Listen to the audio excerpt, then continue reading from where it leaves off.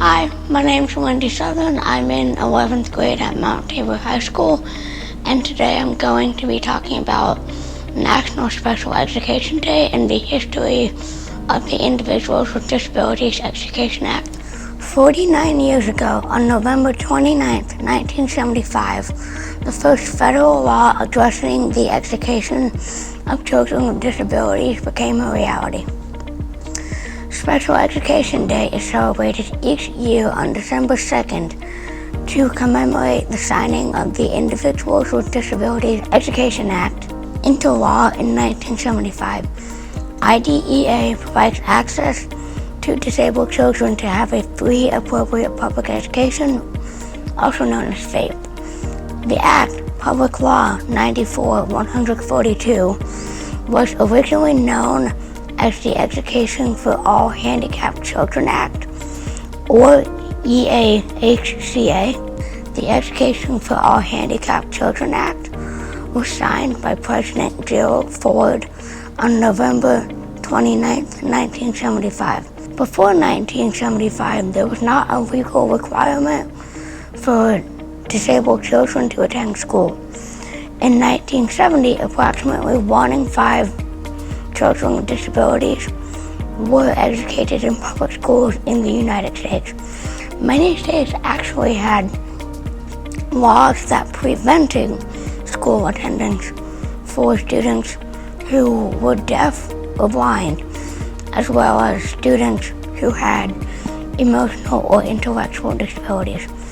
Many of these children were placed in state institutions to remain for the rest of their lives. After the Act was signed in 1975, states that accepted the federal funds were required to provide full educational access to children with disabilities.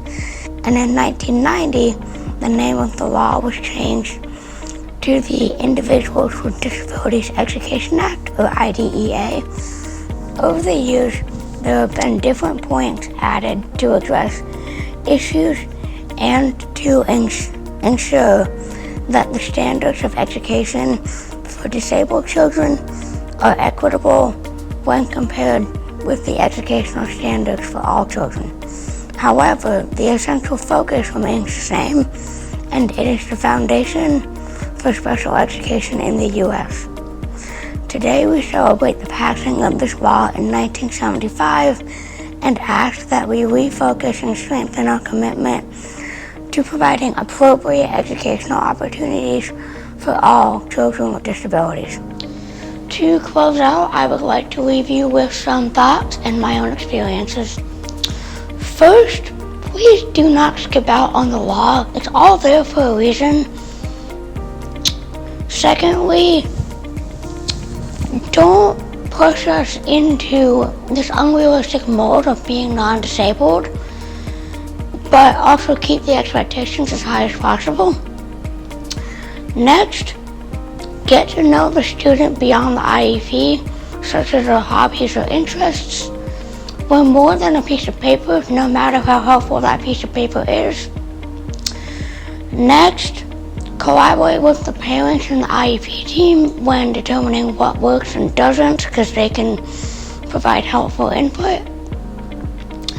And finally, understand that there can be a lot of things we're able to do with accommodations, but there are just some things that we simply cannot do even with all the accommodations in the world, and that's okay.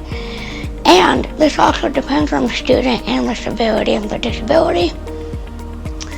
And finally, just understand that the society can be challenging when it's not made for you, as can school.